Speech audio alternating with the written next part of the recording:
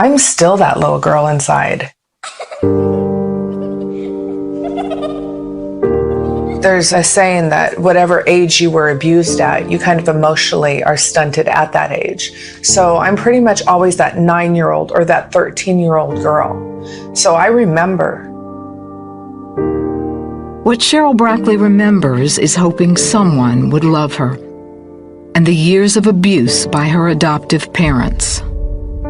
If you're going to beat me and molest me and drug me or just get rid of me, never tell me that you love me, never tell me that I'm worth anything, then that little girl is going to go into her life and she's going to be a grown woman and she's going to think, they didn't love me. Nobody ever loved me.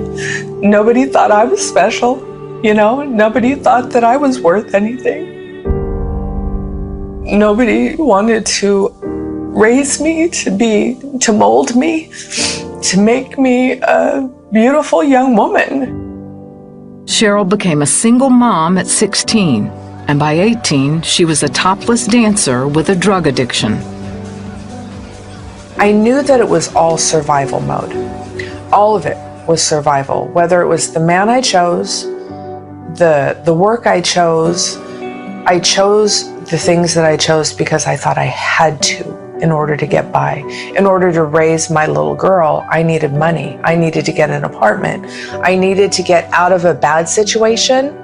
So I was always trying to get out of the bad situation. But it was by picking another bad situation. This went on for years. Cheryl married and had another baby, but her husband was unfaithful, so she divorced him. Desperate for answers, she looked to the spirit world through candle lighting and seances and Ouija boards.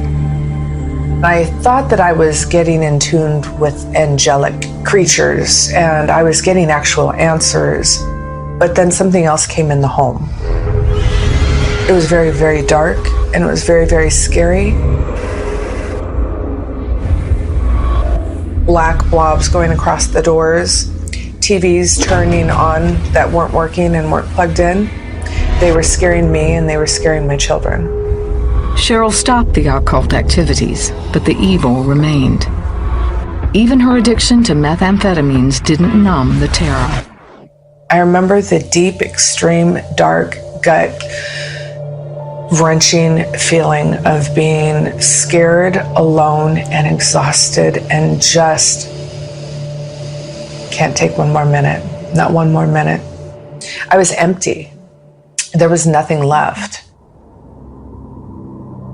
One night, after everyone had gone to bed, Cheryl decided to kill herself.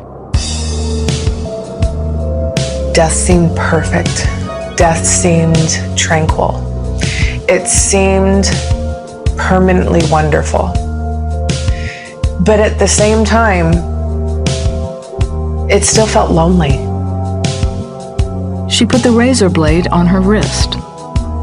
Then she hesitated. I said, okay, if there is a God, rescue me. Stop me. All of a sudden my TV turns on and the guy goes, "You out there." And I went, he said, "Yeah, you, now raise your hand." So I raised my hand and all of a sudden I started shaking. My whole body just started super shaking. I felt so hot, it hurt. I dropped the razor. And then the voice, not from the TV, but from I don't know where, came and said, "Now you will want for these things no more. I love you." Those were the words Cheryl had been waiting to hear her entire life. Just imagine it. Just imagine it for 1 second. A nobody. Somebody that was disposable. She called on God. And He showed up. I wanna know what love is. I want you to show me. I wanna feel what love is.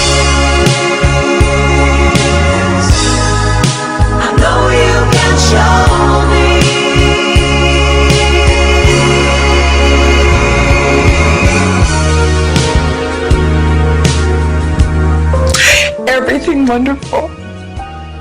I felt at that moment.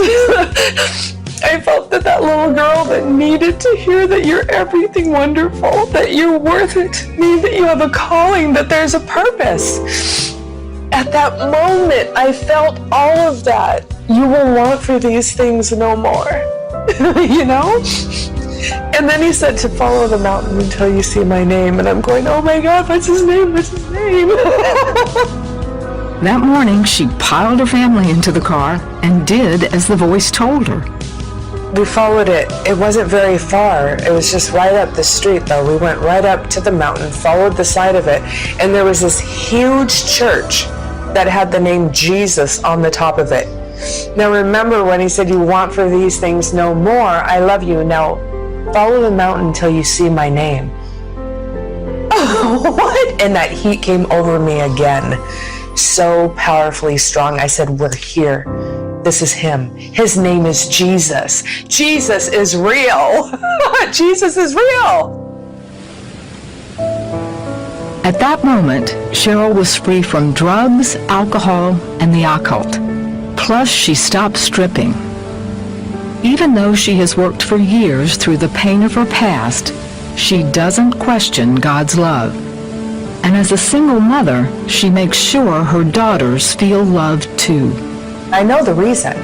And the reason is because I was a little girl who didn't have that. That is no longer the truth. Jesus Christ found Cheryl during her darkest hour. He was real. He came to me. I was important to somebody. I don't care if it's one person. It's the most important person. Hey, my daddy is God in heaven, and he loves me.